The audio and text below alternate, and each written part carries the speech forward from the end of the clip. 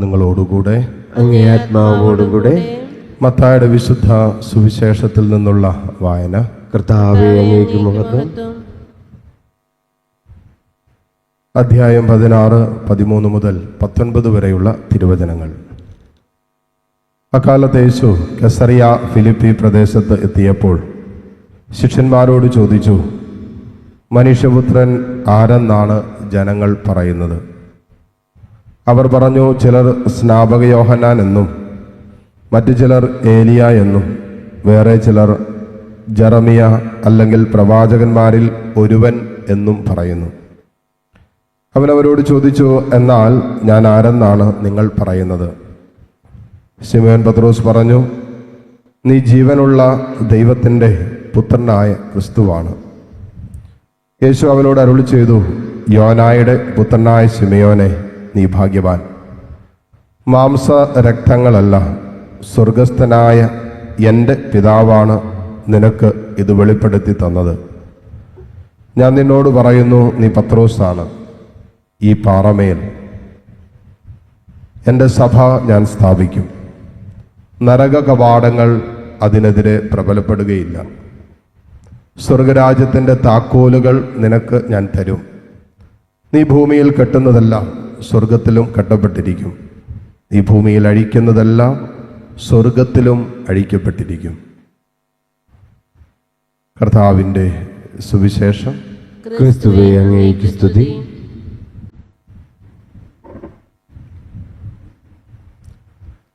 മിശിഹായിൽ ഏറ്റവും സ്നേഹമുള്ളവരെ, ഇന്നത്തെ വായനകളെല്ലാം തന്നെ പരിശുദ്ധ സിംഹാസനത്തെക്കുറിച്ച് ഒറ്റവാക്കി പറഞ്ഞാൽ പത്രോസിൻ്റെ സിംഹാസനം, മാർപ്പാപ്പയുടെ പഠനാധികാരത്തെക്കുറിച്ചൊക്കെയുള്ള വായനകളാണ് നമ്മൾ വായിച്ചു കേട്ടത്.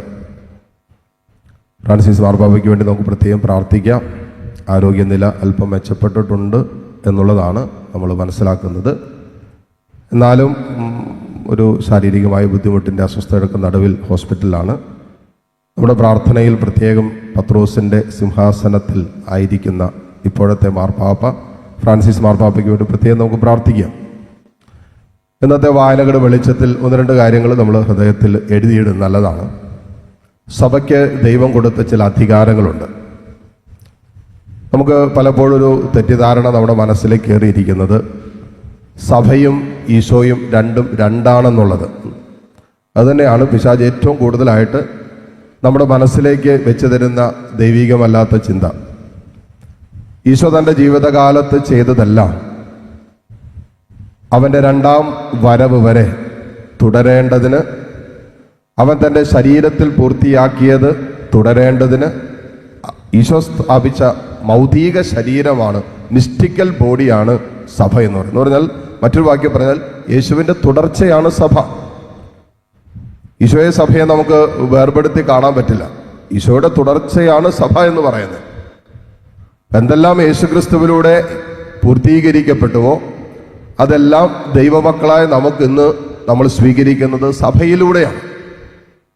ഈശോയിലൂടെ നൽകപ്പെട്ടിരിക്കുന്ന പാപമോചനം, വിശുദ്ധീകരണം, വീണ്ടെടുപ്പ്, സൗഖ്യം, അവൻ്റെ ശരീര രക്തങ്ങൾ എല്ലാം നാം ഇന്ന് സ്വീകരിക്കുന്നത് പരിശുദ്ധ സഭയിലൂടെയാണ്. അപ്പോൾ അവിടെ ഈശോ അപ്പസ്തോലന്മാർക്ക് കൊടുത്ത ഏറ്റവും ശക്തമായൊരു അധികാരമാണ്, നിങ്ങൾ ഭൂമിയിൽ കെട്ടുന്നത് സ്വർഗത്തിൽ കെട്ടപ്പെടുമെന്നും ഭൂമിയിൽ അഴിക്കുന്നത് സ്വർഗത്തിലും അഴിക്കപ്പെടുമെന്നും സ്വർഗരാജ്യത്തിൻ്റെ താക്കോലുകൾ നിനക്ക് ഞാൻ തരുന്നു എന്ന് പറഞ്ഞാണ് പത്രോസിനെ സഭയുടെ അധികാരിയായി കർത്താവ് ഉയർത്തുന്നത്. ഇപ്പോൾ സ്വർഗത്തിൻ്റെ താക്കോലുകൾ എന്ന് പറയുമ്പോൾ അതിൽ പല വ്യാഖ്യാനങ്ങളുണ്ട്. അതിനകത്ത് ഏറ്റവും സുന്ദരമായ വ്യാഖ്യാനം എന്ന് പറയുന്നത്, ഒരുവൻ്റെ മുമ്പിൽ സ്വർഗം അടയ്ക്കപ്പെടുന്നത് ഒരൊറ്റ കാരണം കൊണ്ടാണ്. ഒരുവൻ പാപം ചെയ്യുമ്പോൾ മാത്രമാണ് ഒരുവൻ്റെ മുമ്പിൽ സ്വർഗം അടയ്ക്കപ്പെടുന്നത്. ഇനി സ്വർഗത്തിൻ്റെ താക്കോലുകൾ നിനക്ക് ഞാൻ തരുന്നു എന്ന് പറയുമ്പോൾ അത് പാപമോചനത്തിനുള്ള അധികാരമാണ് സഭയ്ക്ക് ഏൽപ്പിച്ചത്. അടഞ്ഞുപോയ സ്വർഗം, പാപം മൂലം അടഞ്ഞുപോയ സ്വർഗം തുറക്കപ്പെടുന്നത് പാപത്തെ ഓർത്ത് അനുദപിക്കുമ്പോഴാണ്, പാപം ഏറ്റുപറയുമ്പോഴാണ്, ആ പാപത്തിന് പാപമോചനം ലഭിക്കുമ്പോഴാണ്. ആ പാപമോചനത്തിനുള്ള അധികാരം സഭയെ കർത്താവ് ഏൽപ്പിച്ചു. മറ്റൊരു വാക്യം പറഞ്ഞാൽ, അടഞ്ഞുപോയ സ്വർഗം, ആ സ്വർഗത്തിൻ്റെ താക്കോല് സഭയെ കർത്താവ് ഏൽപ്പിച്ചിട്ട് പാപമോചനത്തിൻ്റെ അധികാരം കർത്താവ് നൽകുകയാണ്. അതുകൊണ്ടാണ് നിങ്ങൾ ഭൂമിയിൽ കെട്ടുന്നത് സ്വർഗത്തിൽ കെട്ടപ്പെടുമെന്നും ഭൂമിയിൽ അഴിക്കുന്നത് സ്വർഗത്തിലും അഴിക്കപ്പെടുമെന്നുള്ളൊരു അധികാരം, അത് പാപമോചനത്തിൻ്റെ അധികാരം കൂടിയാണ്. അതാണ് പത്രോസിലേക്ക് കർത്താവ് ഏൽപ്പിക്കുന്നത്. എന്നിട്ട് ആദ്യ വായനയിൽ ഈ അജപാലകർ എങ്ങനെ ആയിരിക്കണം എന്നുകൂടി ചില കാര്യങ്ങൾ വളരെ മനോഹരമായിട്ട് വചനത്തിലൂടെ പറയുന്നുണ്ട്. ഒന്ന്, സന്മനസ്സോടെ ആയിരിക്കണം, നിർബന്ധപൂർവം ആയിരിക്കരുത്. അതുകൊണ്ടാണല്ലോ എല്ലാ ദൈവവിളിയും നമ്മളിപ്പോഴും പറയാണ്ട് നിർബന്ധപൂർവ്വം ആകരുത്, സ്വയം തീരുമാനിച്ച് സ്വതന്ത്രമായ തീരുമാനത്തോടു കൂടി ആയിരിക്കണം. അത് വിവാഹത്തിലേക്ക് പ്രവേശിക്കുമ്പോൾ പോലും അതൊരു ദൈവവിളി ആയതുകൊണ്ട് നമുക്കറിയാം, അവിടെ നമ്മൾ പറയുന്നൊരു കാര്യമാണ് സ്വതന്ത്രമായ മനസ്സോടും പൂർണ്ണമായ സമ്മതത്തോടും കൂടെ. എന്ന് പറയുന്നത് ഞങ്ങൾ പൗരോഹിത്യം സ്വീകരിക്കുമ്പോൾ ഞങ്ങൾ അത് തന്നെ പറഞ്ഞുകൊണ്ടാണ്, മറ്റാരുടെ നിർബന്ധപ്രകാരമല്ല, സ്വതന്ത്രമായ മനസ്സോടെ ഞങ്ങളുടെ തന്നെ ഇച്ഛാശക്തിയും ബുദ്ധിയും ഒക്കെ അതിൻ്റെയൊക്കെ വെളിച്ചത്തിൽ ഞങ്ങൾ സ്വതന്ത്രമായി എടുക്കുന്ന തീരുമാനമാണ്. ഈശോ തൻ്റെ കാൽവരിയിലേക്കുള്ള യാത്രയും തൻ്റെ സ്വതന്ത്രമായ തീരുമാനത്തിൻ്റെ പൂർത്തീകരണമായിരുന്നു. പിതാവിൻ്റെ ഹിതത്തോട് ഈശോ സ്വതന്ത്രമായി ആ തൻ്റെ സ്വാതന്ത്ര്യത്തിൽ പ്രത്യുത്തരിച്ചതാണ് കാൽവരിയാഗം. അപ്പോൾ ഇത് ഈശോ അപ്പസ്തോലന്മാരോട് കൃത്യമായിട്ട് പറയുന്ന ആദ്യ വായനയിൽ നമ്മൾ വായിച്ചു കേട്ടതാണ്. ഇത് സന്മനസ്സോടെ ആയിരിക്കണം, നിർബന്ധപൂർവമാകരുത്.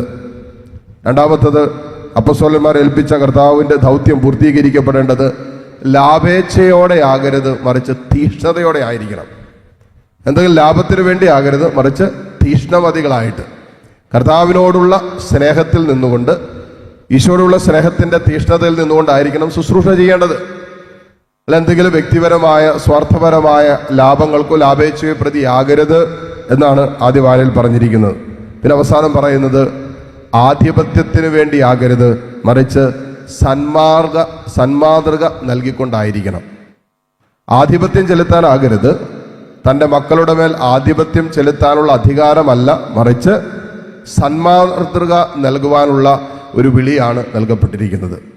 ഏത് അധികാരത്തിലിരിക്കുമ്പോഴും, അത് സഭയുടെ ഏറ്റവും പരമോന്നതമായ അധികാരത്തിലിരിക്കുമ്പോൾ മാത്രമല്ല, മറ്റേത് അധികാരത്തിലിരിക്കുമ്പോഴും ഈ ഒരു ആലോചന, ഈ ഒരു ചിന്ത നമ്മുടെ മനസ്സിൽ സൂക്ഷിക്കുകയാണെങ്കിൽ തീർച്ചയായിട്ടും അത് ദൈവീകമായിട്ട് മാറും. അധികാരം ദൈവീകമായിട്ട് രൂപപ്പെടും. അതുകൊണ്ട് സഭയിലെ ആണെങ്കിലും കുടുംബത്തിനെ ആണെങ്കിലും ഏത് ജീവിത അന്തസ്സിലാണെങ്കിലും അവിടെ അധികാരം പേറുന്നവർ ഈ ഒരു തിരിച്ചറിവും ഈ ഒരു ബോധ്യവും ഹൃദയത്തിൽ സൂക്ഷിക്കുകയാണെങ്കിൽ നിശ്ചയമായിട്ടും ആ അധികാരം ദൈവത്തിൽ നിന്നുള്ള അധികാരവും ദൈവീകമായ അധികാരമായിട്ട് രൂപപ്പെടും.